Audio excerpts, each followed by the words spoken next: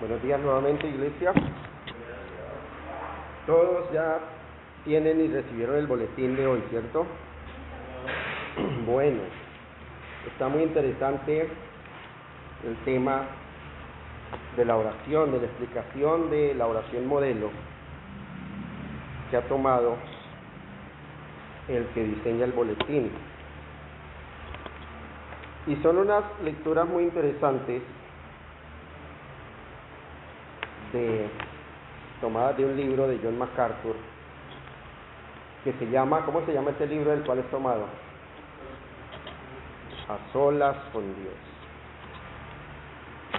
Hay tanto material escrito de cómo aprender a orar, aparte de los salmos, aparte de la escritura,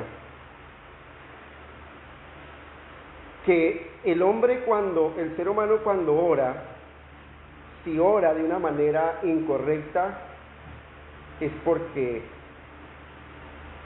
ignorancia, porque no quiere instruirse cómo agradar a Dios. Porque en la Escritura están todas las pautas de cómo Dios quiere que su pueblo se dirija a Él, levantando manos santas, sin ira ni contienda, orando en todo tiempo, con toda oración y súplica del Espíritu, orando, entonando himnos, salmos, cánticos espirituales delante de Dios, orando conforme a su palabra.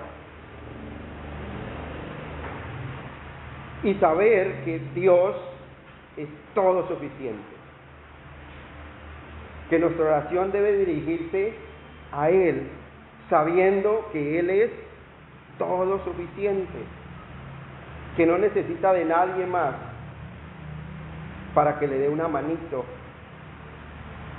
para que lo ayude en el propósito de sustentar su creación, en el propósito de velar por su creación entera. Por eso la Escritura en muchas partes dice: clama a mí y yo te responderé y te mostraré cosas grandes y ocultas que tú no conoces. Venid a mí todos los que estéis trabajados y cargados, que yo os haré descansar. Humillaos pues bajo la poderosa mano de Dios. Y tenemos el libro de los Salmos, donde nos invita y donde nos enseña a quién clamar, cómo clamar, cuándo clamar. Y nosotros pedimos y no recibimos porque pedimos mal, por causa de nuestra ignorancia, por causa de nuestra pereza de escudriñar las Escrituras. Y vivimos todo el tiempo en una ignorancia tan cómoda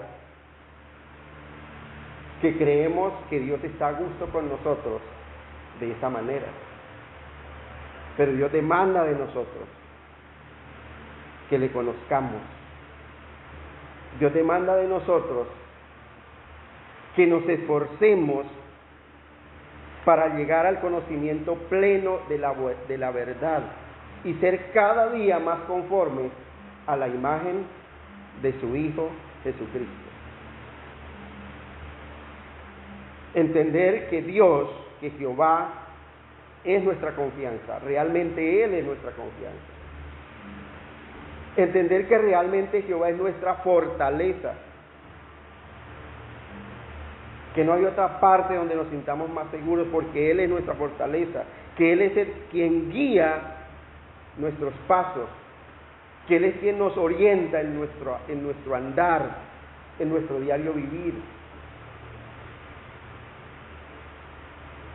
Por eso dice por ahí la Escritura en Proverbios 3, entonces andarás por tu camino confiadamente y tu pie no tropezará.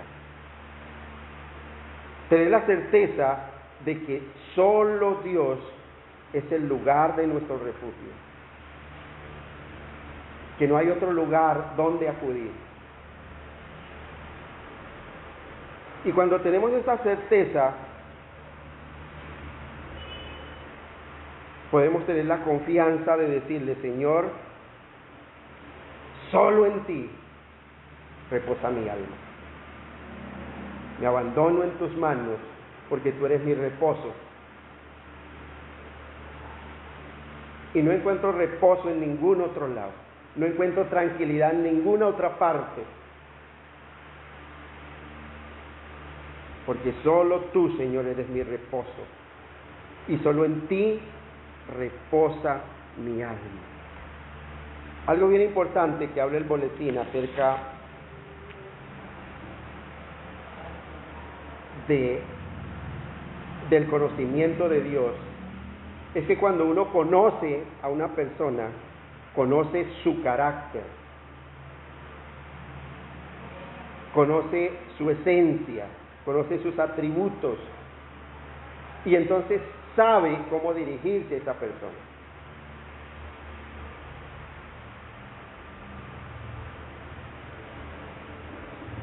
Y en muchas de nuestras oraciones no santificamos el nombre de Dios. Por el contrario, blasfemamos su nombre, porque no hay conocimiento. Mire la cita que yo decía esta mañana de Oseas 4, 1 y 2. Oíd palabra de Jehová, hijos de Israel, porque Jehová contiende con los moradores de la tierra. ¿Pero por qué contiende con los moradores de la tierra? Porque no hay verdad, ni misericordia, ni conocimiento de Dios en la tierra. Porque Dios demanda de su pueblo que lo conozca. Dios demanda de su pueblo que no sea un simple oidor. Dios demanda de su pueblo que disponga su corazón para inquirir en su ley, que disponga su corazón para cumplir esa ley, que disponga su corazón para enseñar esa ley, y que cuando lea esa escritura, esa ley de Dios, lo haga como dice por allá Nehemías 8:8, que dice: y leían en el libro de la ley de Dios claramente y ponían el sentido, de modo que entendiesen la lectura. No es solo leer por leer, es ponerle el sentido a la porción diaria que nosotros leemos, de modo que podamos entender el mensaje que Dios nos trae a través de su palabra. Porque nada sacamos nosotros con leer un ejemplo, porque de tal manera amó Dios al mundo que a veces es un hijito para que todo aquel que en él crea no se pierda, mas tenga vida eterna. ¿Pero qué dijo ahí? Nos quedamos sin entendimiento. Dios nos ha dejado este manual, esta escritura, para que le honremos. Abran sus Biblias un momento en Jeremías 9, 23 y 24, y el que lo tenga lo lee fuerte. Jeremías capítulo 9, versículos 23 y 24.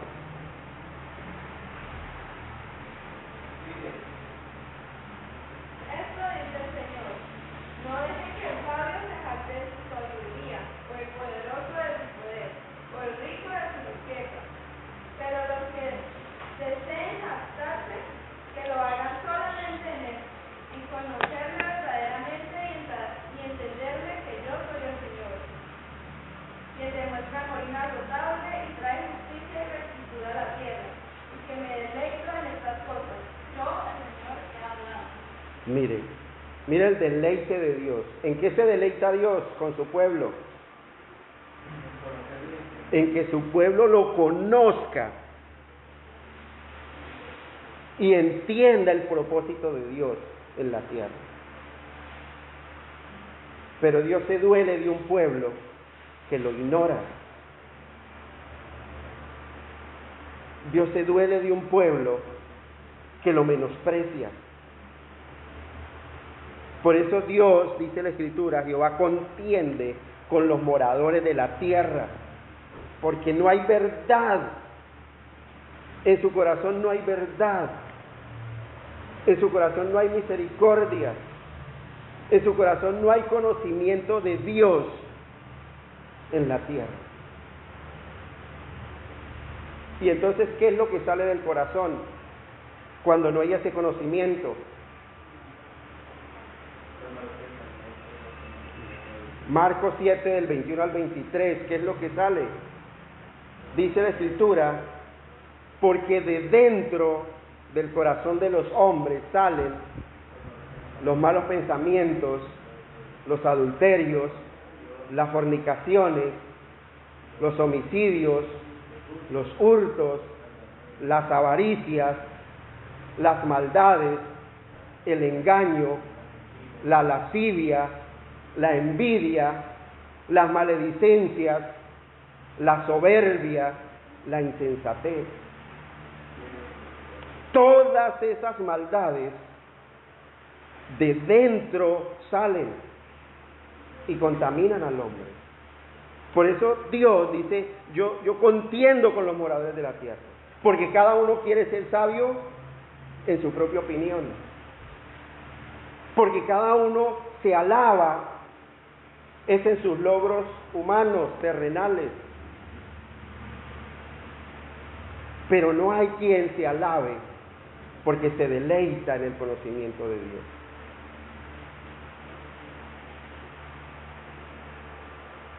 Mire, iglesia, todo el tiempo Dios nos amonesta a través de su palabra, porque somos inexcusables quien quiera que seamos, porque desde la niñez conocemos estas sagradas escrituras y solo ellas nos pueden hacer sabios. ¿Para qué? Para la salvación, porque fuera de la Biblia no hay salvación. Para la salvación por la fe que es en Cristo Jesús. Y es toda la Escritura, porque toda la Escritura, desde Génesis hasta Apocalipsis, es inspirada por Dios. Y es útil para enseñar, para redarguir, para corregir, para instruir en justicia, a fin de que el hombre de Dios sea perfecto y enteramente preparado para cada buena obra. La mayoría de los seres humanos creen que simplemente con el hecho de ir a la iglesia, oír y aportar algo para el sostenimiento de la obra, ya con eso es suficiente. Si yo no diera, esa iglesia ya se hubiera acabado, pues están equivocados.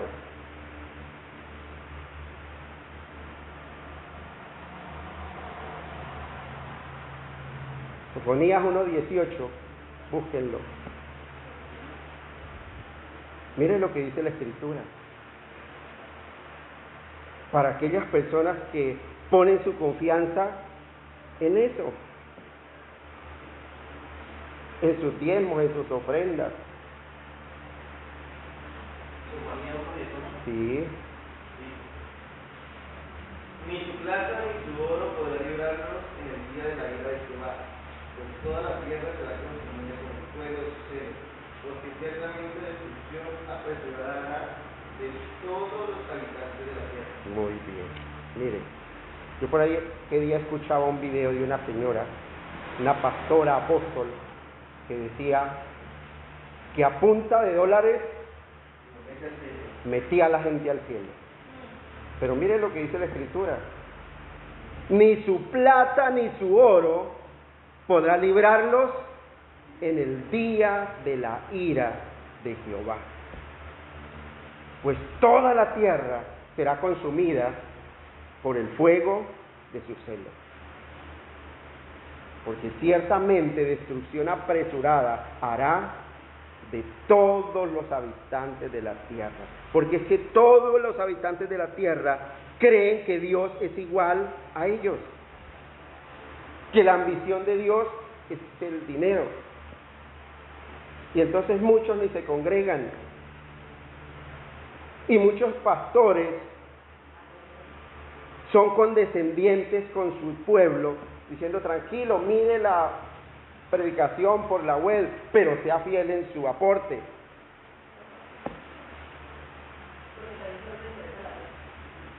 Ese no es el fin, ese no es el objetivo. La Escritura dice no deje de congregarse. No puede haber un culto virtual. Porque la Escritura habla de la comunión de los santos en armonía, en un solo lugar, en una adoración pública. Todas esas otras cosas forman parte, como le decía Cristo a los fariseos, ustedes diezman hasta la menta y el eneldo, pero dejan de lado el amor, la misericordia. Dice, todo eso que ustedes hacen es necesario hacerlo, pero no dejen de hacer lo otro, no dejen de conocerme a través de las Escrituras, porque es lo que Dios demanda de su pueblo. Es lo que Dios demanda de un pueblo que tenga sed de conocimiento. No sea que lleguen aquellos días de los que habla el profeta Amós. Dice por allá Amós 8:11, dice, he aquí vienen días, dice Jehová el Señor, en los cuales enviaré hambre a la tierra, pero no hambre de pan, ni sed de agua, sino de oír palabra de Jehová. Y continúa diciendo, irán desesperados de mar a mar, de oriente a occidente, buscando la palabra, y no la hallarán. Hoy todas las condiciones están dadas para que su pueblo pueda conocer el nombre de Dios, el nombre de Cristo, y no añada más a su nombre, sino que le dé la gloria debida a su nombre.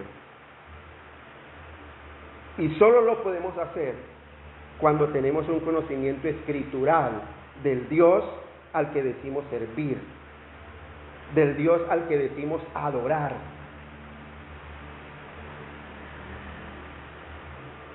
Porque esa queja que Dios le da al profeta Isaías continúa hasta ahora. Cuando por allá en Isaías 29:13 le dice Dios, dice, mire Isaías, este pueblo se acerca a mí con su boca y con sus labios me honra y dicen que me aman, pero su corazón, ¿qué hay en su corazón? Pero su corazón está lejos de mí y lo único que hay en su corazón es una sabiduría propia enseñada por hombres que se creen sabios en su propia opinión. ¿Me colabora con la luz, por favor?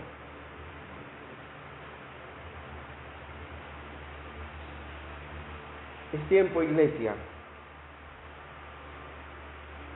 de pararnos en nuestros caminos, de preguntar por esa senda antigua y mirar cuál sea ese buen camino y andar por él, memorizando las Escrituras.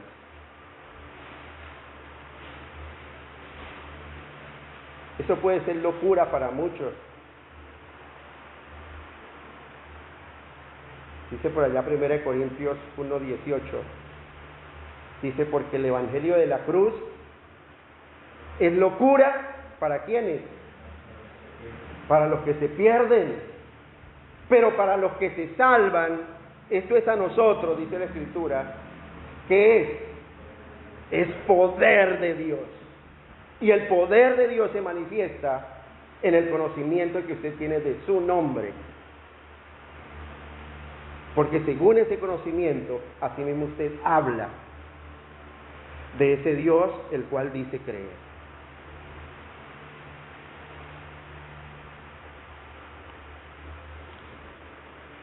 Salmo 31. Iglesia, vamos a continuar con el estudio. Lean el boletín, iglesia, mire, es muy bueno, muy interesante, muy edificante. Salmo 31.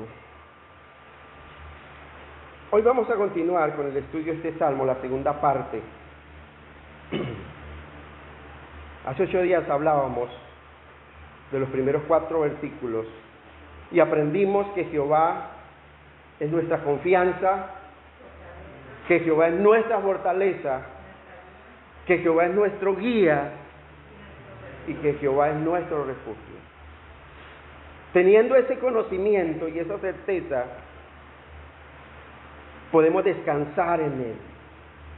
Y puedo decirle, y es el título que le he puesto a esta parte del sermón, del Salmo: Jehová, en ti reposa mi alma. ¿En qué otra cosa puedo descansar yo? Cuando hay una seguridad, una confianza de que Él es mi confianza, de que Él es mi fortaleza, de que Él es mi guía, de que Él es mi escondedero, no hay otro reposo que pueda encontrar. Por eso puedo decirle: Jehová, en ti reposa mi alma. Versículo 5 del Salmo 31 dice: en tu mano encomiendo mi espíritu.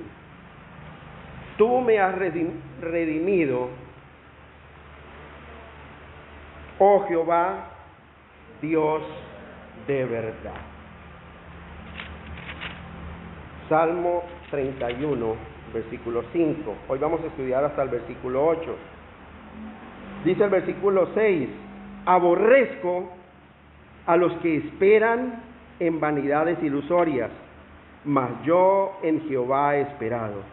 Me gozaré y alegraré en tu misericordia, porque has visto mi aflicción. Has conocido mi alma en las angustias.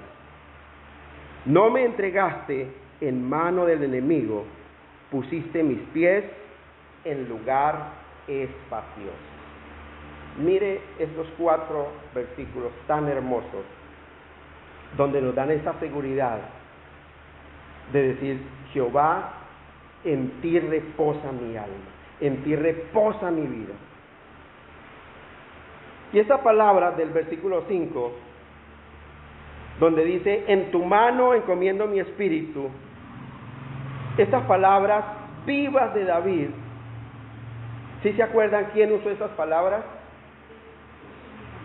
Estas palabras fueron las mismas palabras que pronunció nuestro Señor Jesucristo al morir.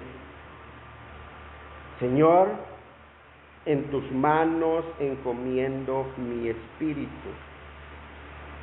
Y estas mismas palabras han sido muy utilizadas con frecuencia por todos los santos de Dios a través de la historia en su hora de partida. Nosotros hemos visto héroes de la fe a través de la historia, como Policarpo, Bernardo, Juan Hus.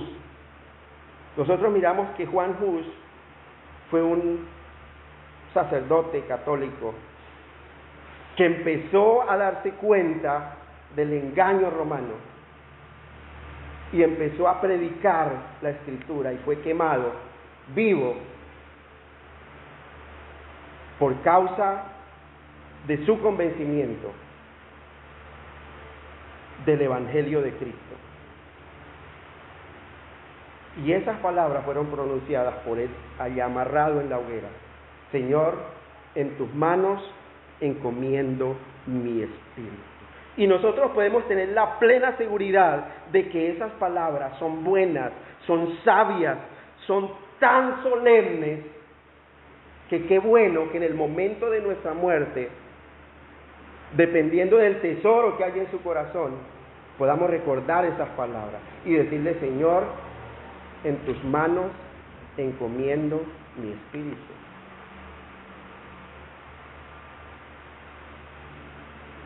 Qué bueno que en la angustia no salga a flote lo que realmente hay en su corazón. Porque dice la Escritura que engañoso es el corazón del hombre más que todas las cosas, y perverso. Pero esa palabra de Dios es la que limpia nuestro corazón. Y que en el momento de la desdicha, de la desesperación, en el momento en que estemos atravesando ese valle de sombra de muerte, poder decirle: Señor, aquí estoy. En tus manos encomiendo mi espíritu. Todo lo que tenía que hacer ya lo hice.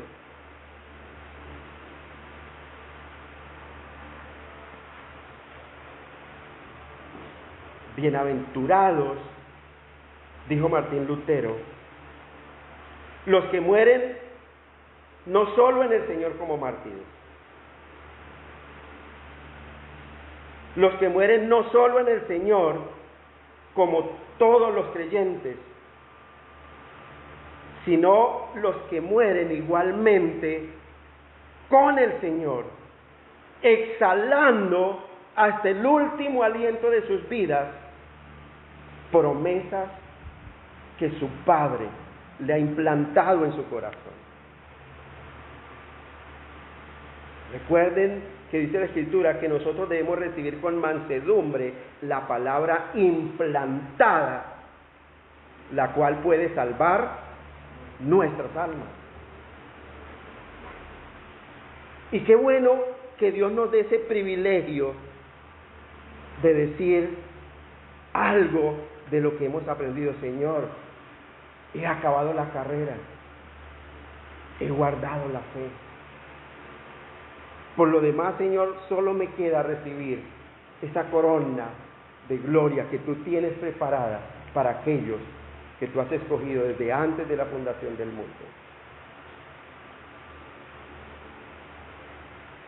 Pero ¿qué tal que en la hora de nuestra muerte, por el hecho de que nuestro deleite diario no sea este conocimiento de Dios, sino cualquier otra cosa, vanidades ilusorias de la vida, haya un bloqueo en nuestra mente y no sepamos qué decir, qué hablar con Dios? Pero qué bueno que Dios tenga misericordia de nosotros y que en el último respiro podamos exhalar nuestras vidas en sus manos y decirle: Señor, aquí estoy. Es algo que yo le doy muchas gracias a Dios, porque el día en que me sentí que ya me iba, le dije: Señor, si es tu voluntad, aquí estoy, Señor. El día que entró mi esposa a verme después de la cirugía, me fatigaba moviendo una pestaña. Ese fue mi pensamiento que Dios puso ahí. Señor, ya terminé lo que tenía que hacer. Si es hora de irme, Señor, recíbeme. Yo estaba ya resignado a ir a estar con Cristo. Pero qué diferente sería que estuviera negado: Señor, pero ¿por qué? No quiero irme, Señor. Es algo donde el ser humano debe reconocer el señorío de Dios, la voluntad de Dios, que es buena, es agradable y es perfecta.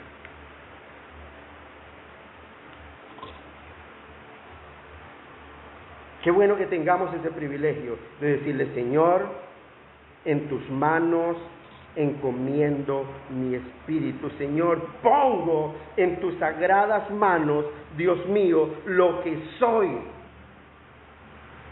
Y nadie más que tú, Señor, conoces mucho mejor que yo quién soy yo.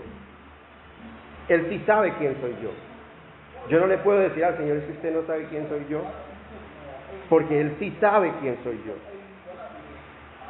¿Quién soy yo? Soy un débil, soy un desgraciado, soy voluble, cambiante, ciego, sordo, mudo, pobre, desprovisto de toda gracia propia, y que solo por su misericordia puedo tener libre acceso ante el trono de la gracia.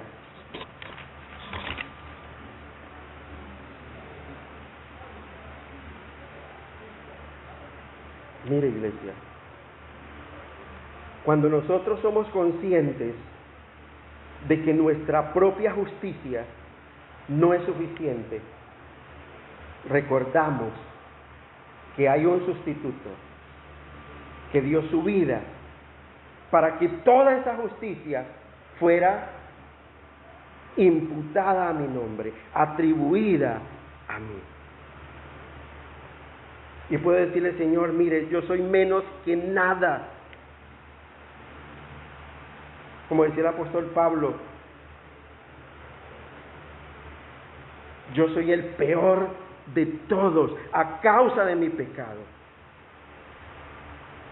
Más miserable de lo que pueda saber o expresar. Pero, Señor, recíbeme y haz de mí, Señor, lo que tú en tu soberanía hayas dispuesto según las gracias de ese Cordero que fue sacrificado en mi lugar.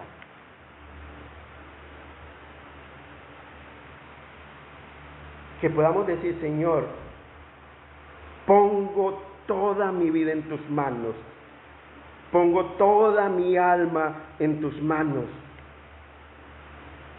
Y que no solo en la hora de la muerte, que pueda decirle, Señor, mire, en esta semana pongo en tus manos todos mis asuntos.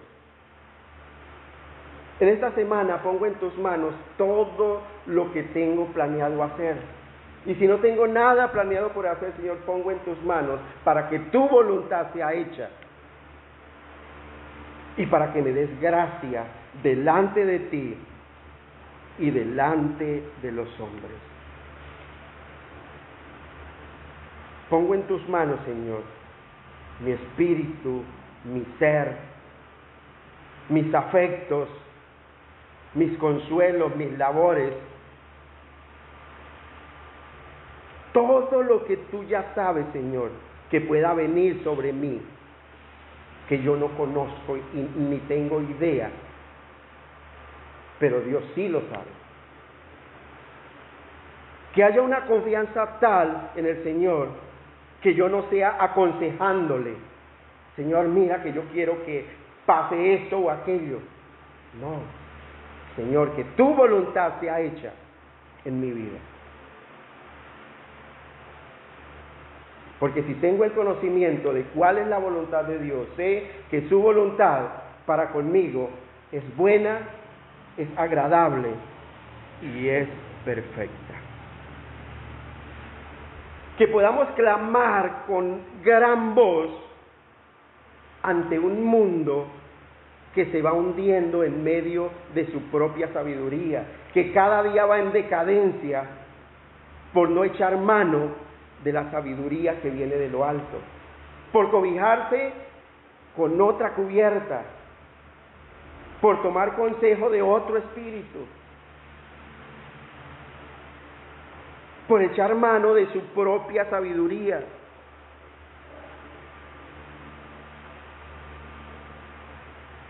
Un mundo que se va hundiendo y que no sabe qué hacer frente al temor de la muerte,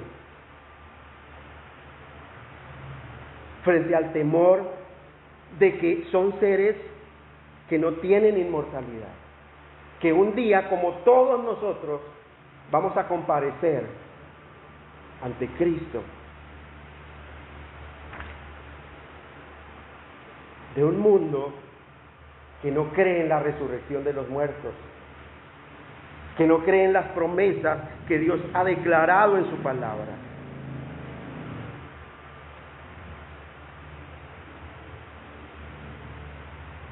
Qué bueno que podamos levantar nuestra voz para que esa presencia de Dios se haga manifiesta donde quiera que vayamos. Que podamos contender ardientemente por la fe que nos ha sido dada. Que todas esas vanidades ilusorias, que todos esos consejos extraños, que todas esas doctrinas que van en contra de la Escritura queden totalmente oscurecidas cuando fluya de su boca el conocimiento de ese Dios santo, santo, santo.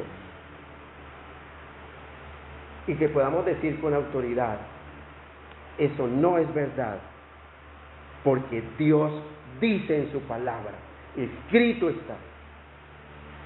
Que sea nuestra convicción. Que podamos decir, mire, yo puedo hablar estas cosas, porque como continúa diciendo el salmista en la segunda parte del versículo 5, tú me has redimido, oh Jehová, Dios de verdad. Soy uno de los redimidos de Dios. Por eso su palabra fluye de mi boca. Y es que la redención del creyente es la base más sólida para su confianza en un mundo hostil, en un mundo que menosprecia a aquel que quiere vivir vidas apartadas para Dios.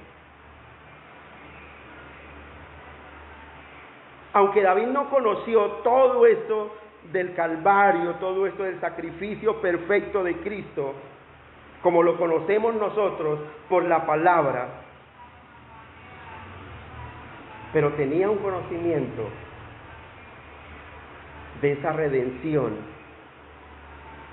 temporal que él tenía, que le animaba en el conocimiento de ese Dios santo. Y si esa visión que él tenía de la redención lo consolaba a él, ¿acaso no nos consolará más a nosotros la redención eterna de la cual ya tenemos un conocimiento? Mire, Romanos 3:23, ¿qué dice? ¿Se acuerdan qué dice Romanos 3:23? Por cuanto todos, dice la Escritura, todos pecamos. ¿Cuál es el resultado? Estamos destituidos de la gloria de Dios, porque somos pecadores. Pero no se queda ahí. Viene la gran noticia, versículo 24. Siendo justificados gratuitamente por su gracia, mediante la redención que es en Cristo Jesús. ¿Cómo no tener una confianza en esas verdades que Dios manifiesta en su palabra? ¿Cómo no descansar en Cristo? ¿Cómo no tener un reposo en mi alma, en mi espíritu, sabiendo que por su gracia Dios ha permitido que tenga un buen conocimiento de su nombre y que pueda contender ardientemente por la fe que me ha sido dada? Cuando hay esa confianza, todo lo que no está conforme a la Escritura, debo aborrecerlo. Y es lo que dice en el versículo 6. Dice, versículo 6, aborrezco a los que esperan en vanidades ilusorias, mas yo en Jehová he esperado. Miren lo interesante, iglesia. Léala, por favor. Rechazo a los que adoran ídolos falsos. Yo solo confío en el Señor. Esto, miren lo interesante. Hablamos esta mañana acerca del tema del boletín de esta mañana.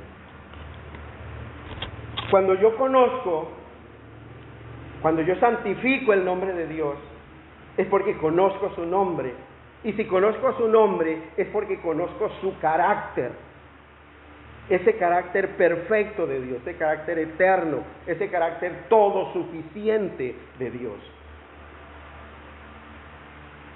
Y entonces los que no se apoyan en el verdadero brazo de la fortaleza de Dios, van a poner su confianza en su propia sabiduría y en otras cosas, creyendo que Dios no es suficiente. Y añaden cosas delante de Dios.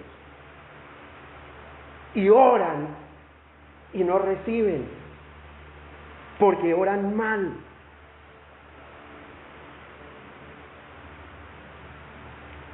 Hay tantas cosas extrañas, tanto fuego extraño, que se mezcla y que se mete tan sutilmente en la iglesia de Cristo, en la iglesia de Dios, que ve uno como de esas iglesias modernas le meten chamanismo, brujería, que no se ven las escrituras y lo disfrazan de cristianismo. Yo no sé si ustedes han oído predicadores, sanadores por la televisión que dicen, en el momento en que usted ponga su mano en el televisor y ponga su mano en el lugar donde tiene la enfermedad. Eso no es bíblico. Eso viene de culturas herejes, de brujería. Yo me imagino al apóstol Pablo diciéndole a Timoteo, Timoteo, como usted sufre de su estómago, yo voy a orar desde lo lejos y usted ponga su mano en su estómago para que la fuerza de la oración mía y Dios obre a través de su mano. ¿Eso qué es? Brujería, no tiene otro nombre. Y escucha uno esos predicadores hablando de esa forma y justificándolo con la escritura.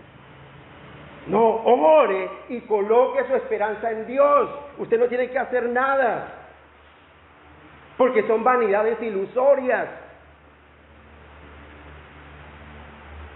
Porque en vez de ministrar a alguien, lo está llevando a una condenación. Ore que el Señor obra. Si es su voluntad, lo va a hacer. Usted no tiene que hacer ninguna musaraña para que Dios obre. Deleítate a sí mismo en Jehová. Confía en Él y Él hará, así de sencillo. El poder de Dios se manifiesta soberanamente cuando usted es obediente a su palabra y conoce el carácter de Dios y conoce que Dios no necesita ayudas.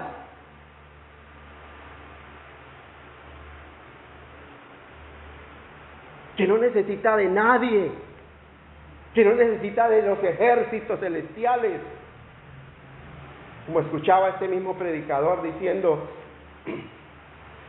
Señor, envía tus obreros, tus espíritus, tus ángeles, tus querubines para que cuiden. ¿Acaso el Señor no es suficiente?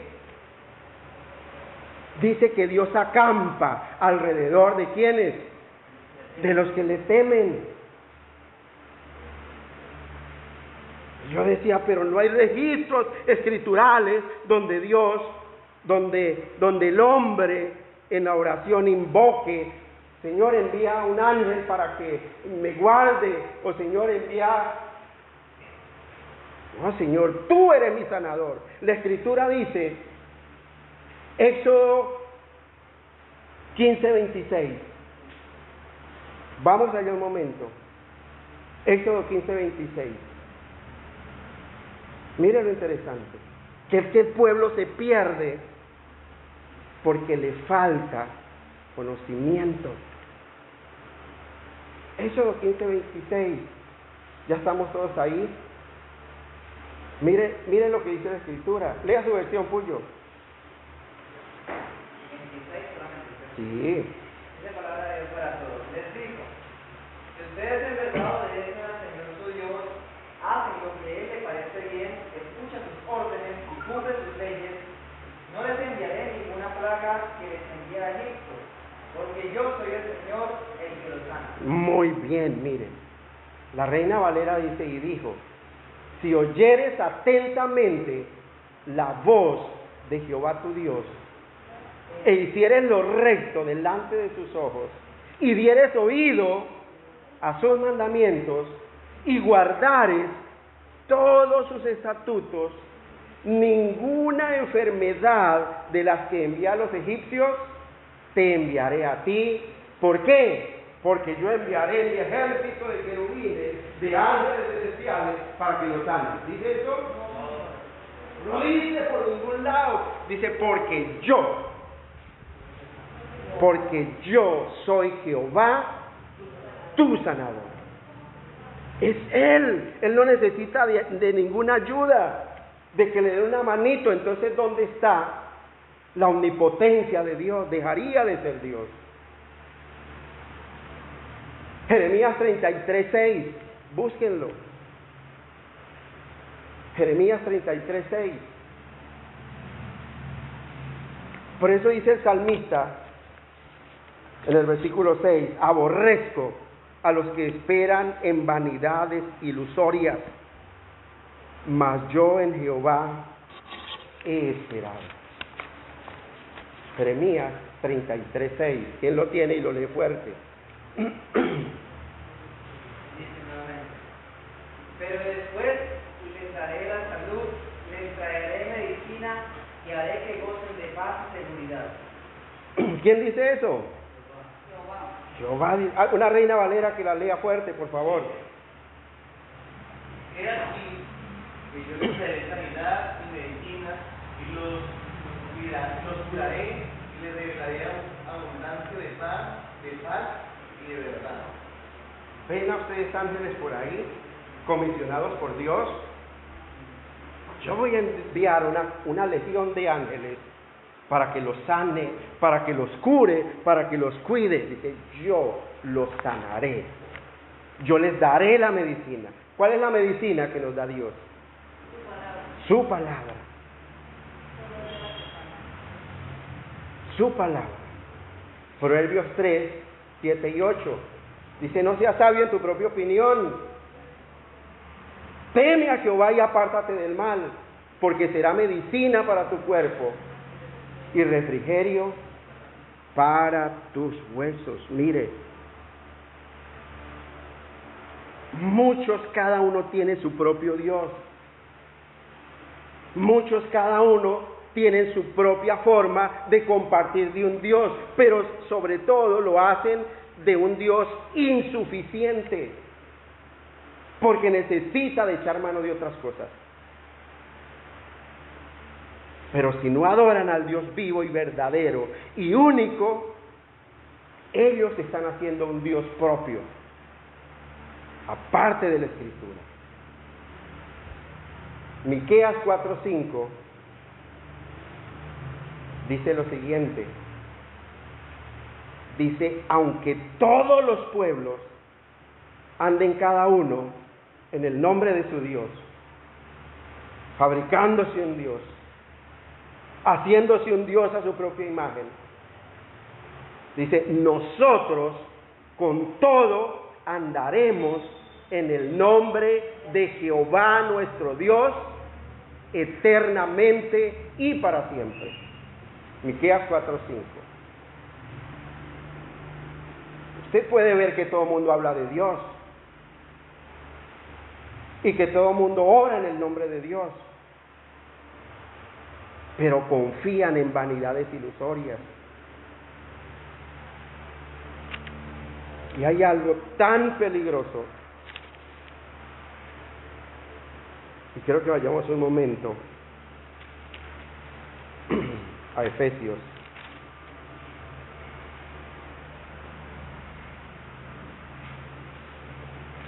Perdón, a Colosenses.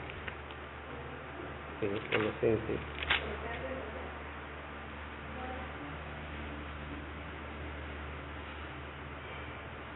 Capítulo 2, versículo 18.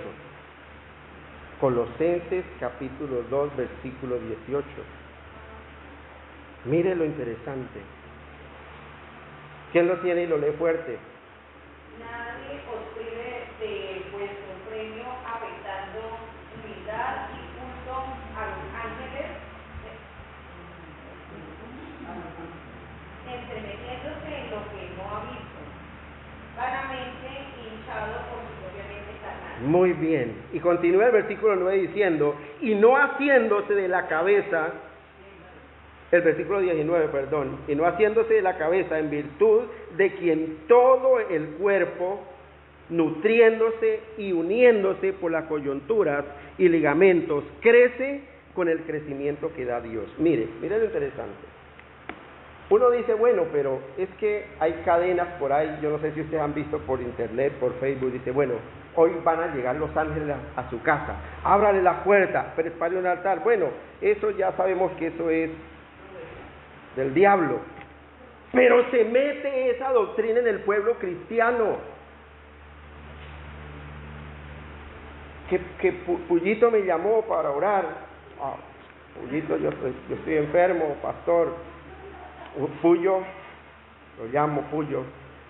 Mire, Puyo, voy a pedir para que Dios mande un ejército de ángeles y querubines celestiales para que lo guarden, para que lo sanen y para que velen por usted.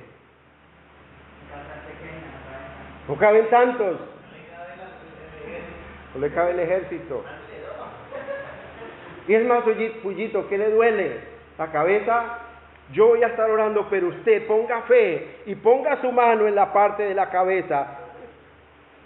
Ya esto ya es brujería. Puyo, lo único que yo le puedo decir, Puyo, doble sus rodillas y clame a Jehová que es tu sanador. Que yo lo voy a hacer también. Y Él hará.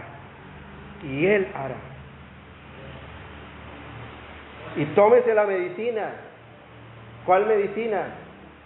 Esa palabra de Dios que es viva y eficaz y más cortante que toda espada de 2 filos, que penetra hasta partir el alma y el espíritu y discierne los pensamientos y las intenciones del corazón. Las coyunturas y los tuétanos, y disciernen los pensamientos y las intenciones del corazón. Esa palabra que es viva tiene poder, ¿para qué?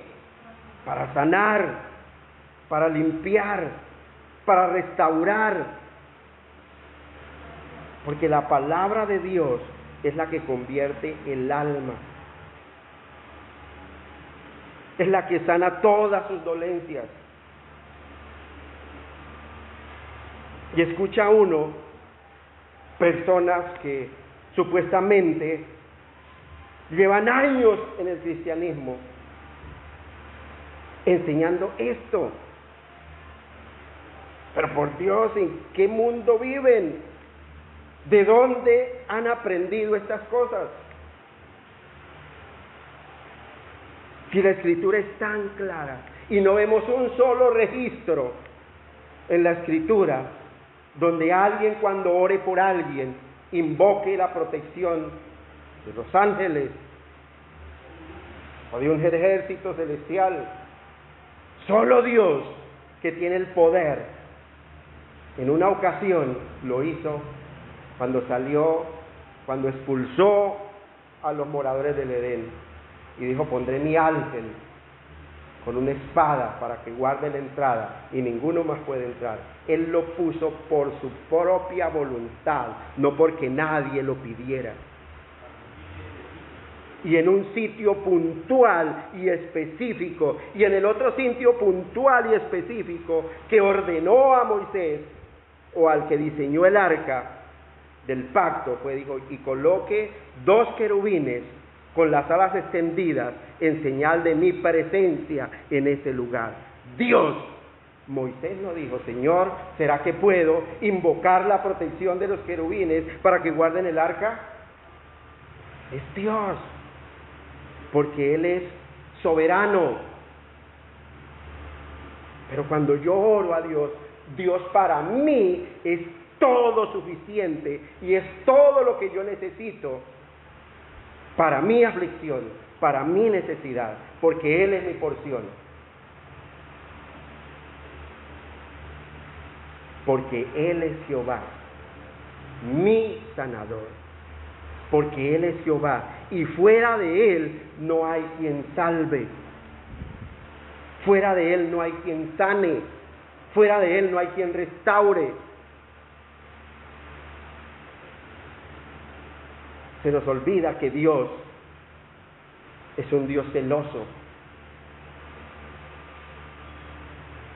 Nahum, vamos a Nahum, una de las pequeñas cartas que poco se encuentran en la Escritura. Nahum, ¿ya lo tiene? 1:2, el que lo tenga lo lee fuerte. Nahum 1:2. Miremos algo del carácter de Dios. Empecemos a conocer ese Dios. Dice Reina Valera, Jehová es Dios celoso y vengador. Jehová es vengador y lleno de indignación.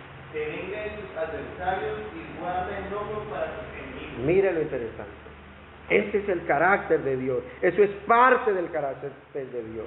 Jehová es Dios celoso y vengador.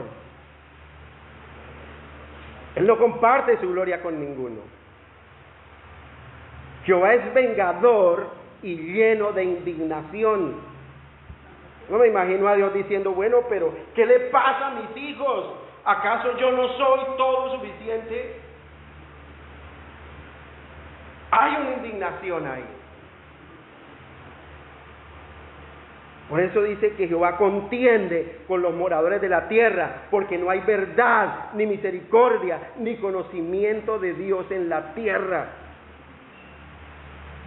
Y entonces todo mundo habla de un Dios a su propia manera, o tuercen las Escrituras para justificar sus herejías, porque no se puede llamar de otra forma, son herejías destructoras que socavan el buen nombre de un Dios todopoderoso, de un Dios santo.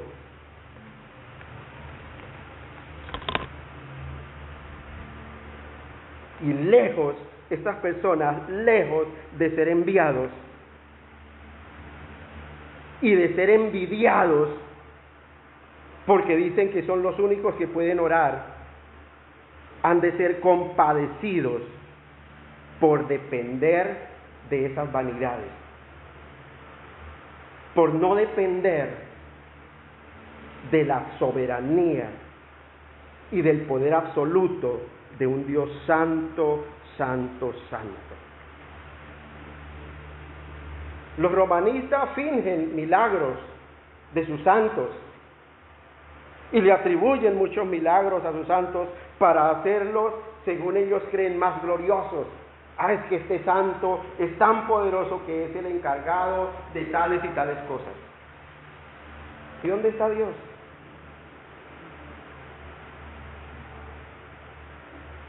Es que aquella santa es la encargada de esto. Y se le atribuyen. Leyendo, cuando estaba estudiando esta parte, quedé tan impresionado, porque dicen la cultura romanista, dicen que la casa en la que se le apareció el ángel a la Virgen María, cientos años después fue transportada como a 2000 millas del lugar donde estaba,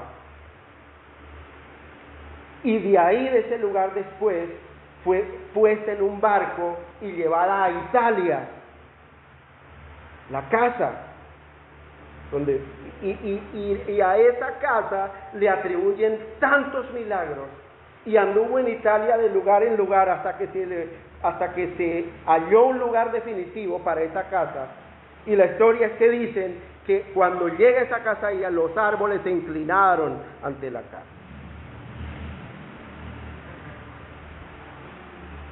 Historias tan ridículas.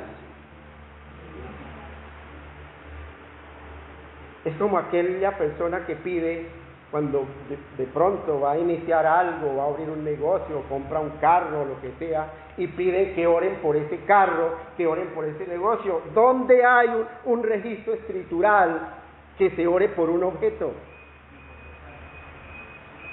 No lo hay. Eso es brujería.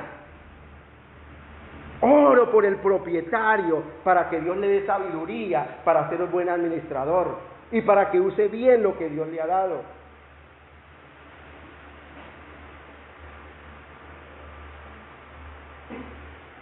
Eso es lo que me manda la Escritura. Yo no me imagino a Cristo cuando tuvo la cita con el endemoniado gadareno, que dice que ¿dónde habitaba? En los sepulcros. Yo me imagino a Cristo orando por los sepulcros. Oh sepulcros inmundos, purifíquense.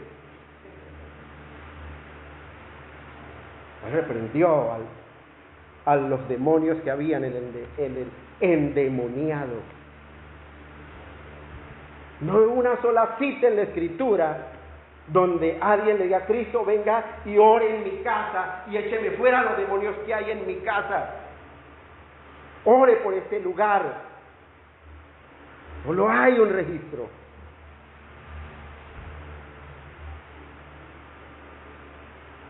Porque la maldad habita, ¿en dónde? En el corazón del ser humano. Porque el hombre bueno, del buen tesoro de su corazón, saca lo bueno. Pero el hombre malo, del mal tesoro de su corazón, saca lo malo. Y aquel hombre cómodo, que después de haber sido sanado, se duerme en sus laureles, ¿qué dice la Escritura? Ese espíritu malo que salió de él, que anda vagando por ahí, vuelve y mira, dice: uy, mire, allí fue donde yo salí, pero no hay nada, está limpio, no hay nada. Voy a conseguir otros 7 compañeros y vuelvo y me meto ahí.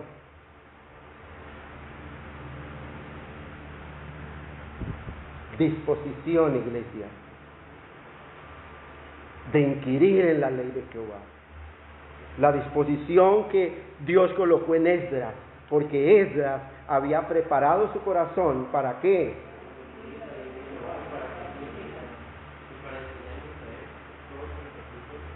Muy bien. No había preparado su corazón para enterarse de todos los chismes que andan por las redes sociales, sino para inquirir en su templo, para inquirir en su ley.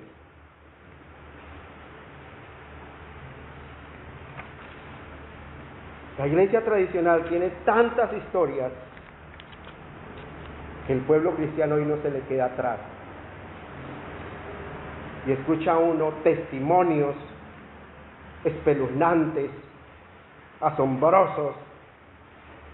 Y es que yo sí tengo el poder, es que yo sí, Dios me oye, porque es que yo, y es que yo. ¿Cuál yo? Es Dios. Y el deber de orar, Dios se lo ha dado a cada uno de los que creen. Y si oro y Dios no hace mi voluntad, simplemente puedo decir: Señor, mas yo en ti he esperado. Señor, pero yo siempre espero en ti. Y esto no puede estar tan de moda. Porque la moda es que si usted no ora y su oración no es contestada, es porque usted está en maldición. O es porque usted lo está haciendo mal. Señor, pero yo en ti he esperado. Y en ti espero todo el día, toda la noche, desde temprano en la mañana. Mira, iglesia, los malos ejemplos no deben desviar el conocimiento de la verdad que Dios ha puesto en nuestro corazón. Aún en medio de una diserción,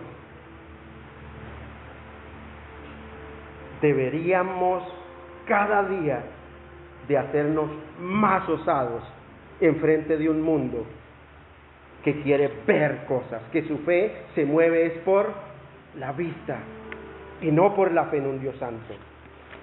Se nos olvida que Dios siempre tiene el control y que siempre tiene un propósito.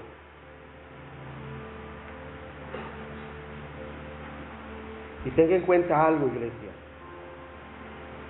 Esa adherencia a la confianza absoluta en ese Dios santo es el punto sobre el cual nuestra fe debe estar puesta, confiando en su soberanía. El que está atribulado, el que está turbado, el que está afligido, pues se acoge simplemente a los brazos de su Dios y va a la presencia de su Dios.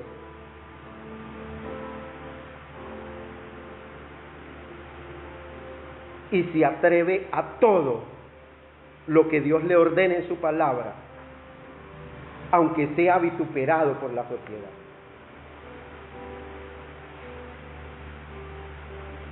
Porque sabe que su recompensa, así no sea en esta vida, va a ser en la venidera. Por eso continúa el salmista diciendo, versículo 7, me gozaré y alegraré en tu misericordia, porque has visto mi aflicción, has conocido mi alma en las angustias.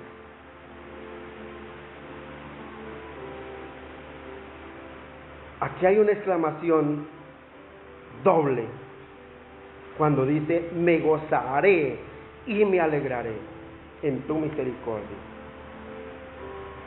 en su palabra. Y es que nosotros, a la hora de referirnos y de orar y de exaltar a Dios, no debemos ser mezquinos en las alabanzas a nuestro Dios, en atribuirle favores a nuestro Dios. Es algo de lo que debemos saciarnos sin temor a excedernos. Hay muchos que dicen todo en exceso es malo. Ojo, todo en exceso es malo. Si lee mucho la Biblia es malo. Si ora mucho es malo. No, todo en exceso es malo. En exceso es malo. Porque Dios demanda de nosotros que tengamos un vasto conocimiento de Él. Y que oremos en todo tiempo, que oremos sin cesar, que entendamos la necesidad que tenemos de orar siempre y no desmayar. Esos excesos no son malos.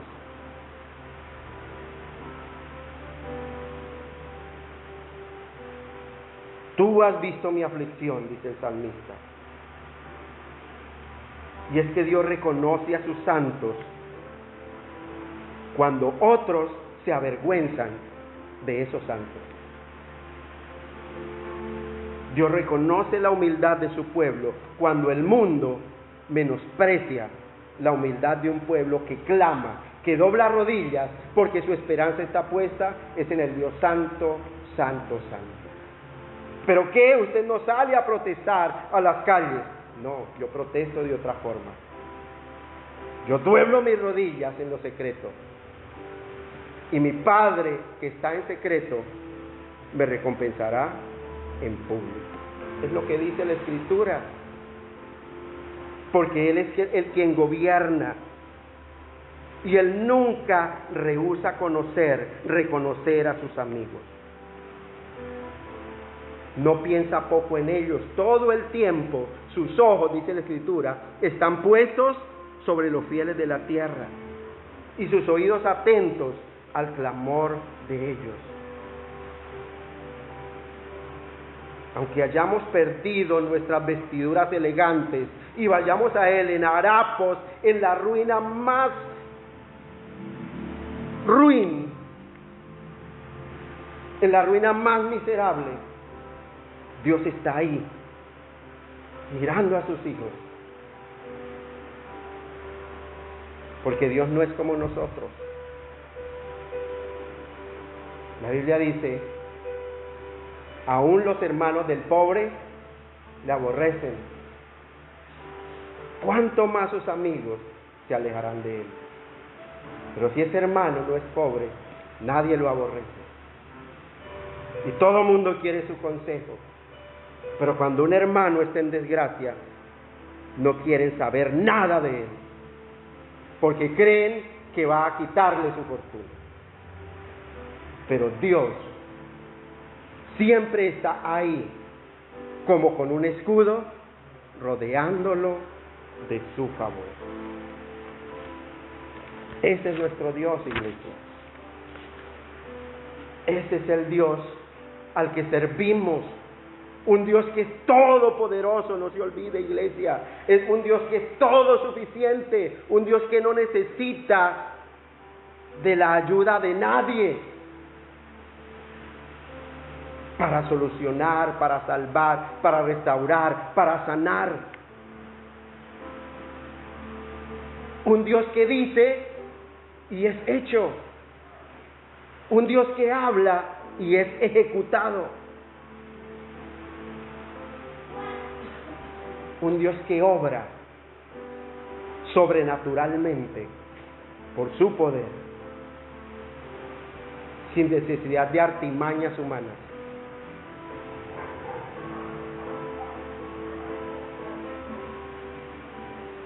Versículo 8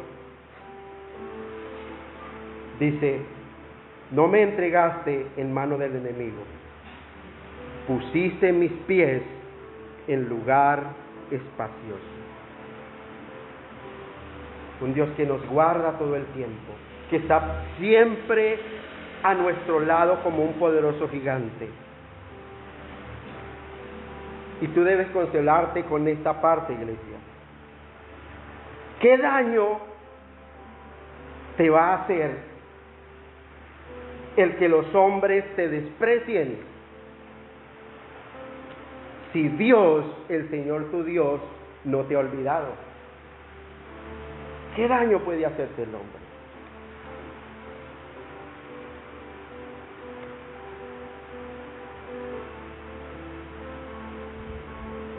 ¿Por qué ha de deleitarse Dios, el Señor, en nosotros? Es una pregunta que no podemos responder. Porque ¿qué tenemos nosotros para presentar delante de Dios? ¿Qué tienes tú para presentar delante de Dios? Es tiempo, iglesia, de que te sientes y que consideres interiormente esta premisa. ¿Qué tienes delante tuyo para presentar delante de Dios? Solo tengo a Cristo, solo a Él, solo a Él. Por eso pusiste mis pies, Señor, en lugar espacioso. Y bendito sea, Señor, por esa libertad. Por esa libertad que me das de creer en tu palabra. Porque esa libertad es tan valiosa. Porque esa libertad de la fe, de haber creído en tu verdad, es tan incomparable que no se puede comparar con ningún precio. Y es que Dios nunca deja su obra a medias, iglesia.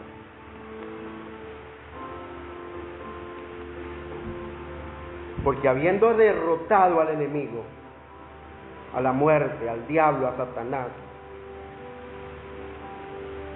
se acerca al que estaba cautivo y le da la libertad. Y entonces somos libres en Cristo para alabarle, para bendecir su nombre. Y como dice el apóstol Pablo, solamente que no usemos la libertad como ocasión para la carne.